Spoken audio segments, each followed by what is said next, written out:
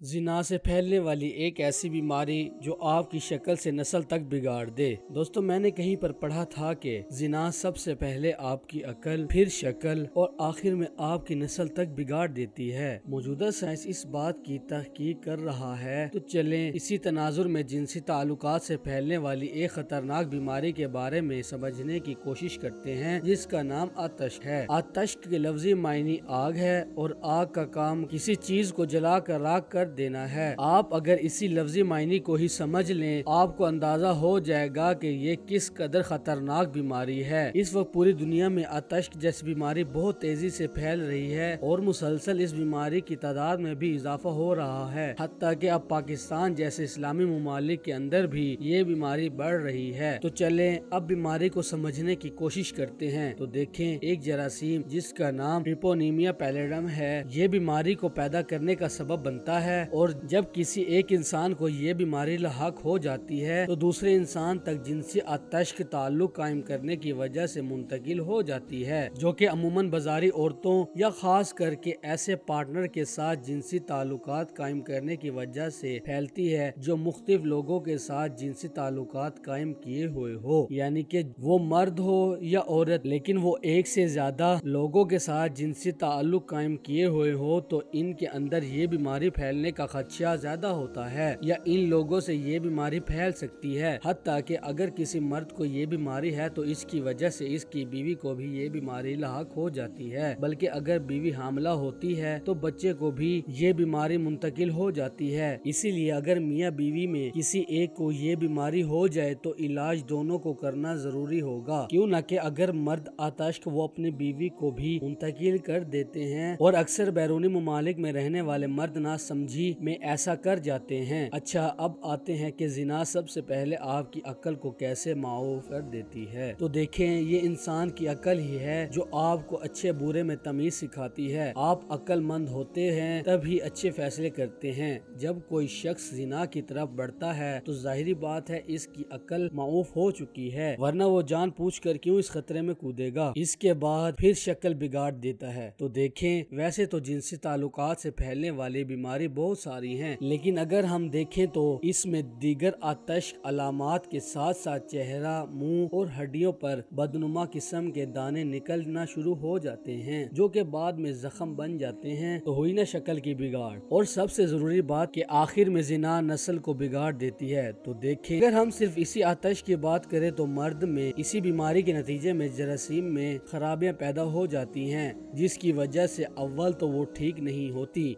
यानी कि इनके जरासीम मुकम्मल तौर पर नाकस हो जाते हैं, और अगर वो ठीक हो जाएं और बच्चे पैदा करने के काबिल भी हो जाएं तो बच्चों में मौरूसी तौर पर आतश को मुंतकिल कर सकते हैं, जिसकी वजह से बच्चे के अंदर बहुत सारे नुक्स पैदा हो सकते हैं। अव्वल तो बच्चा पैदा होने से पहले ही मर जाता है, या अगर पैदा हो भी जाए तो बहुत सारे मसाइल के साथ, यानी कि मौरूसी खराबियों के साथ, जिसमें अजीब खलकत बच्चे पैदा हो सकते हैं। किसी का कान नहीं होता तो कोई माजूरी का शिकार, किसी की आंख में बिनाई नहीं तो कहीं बहरापन, हड्डियों के नुक्स तो कहीं पर खून के अमराज, ब्लड कैंसर, किसी में दिमागी मसाइल, डिप्रेशन जैसी बीमारियां जन्म लेती हैं, और अक्सर खुदकुशी करने वाले लोग भी इस जहनियत का शिकार होते हैं। कहने का मतलब ये है कि आपके जीन के आतश जाकर इनको बिगाड़ना शुरू कर देते हैं, और यही बिगड़े जीन आपकी अगली नस्ल में मुंतकिल होकर आपकी नस्ल को ही बिगाड़ देते हैं। खुदारा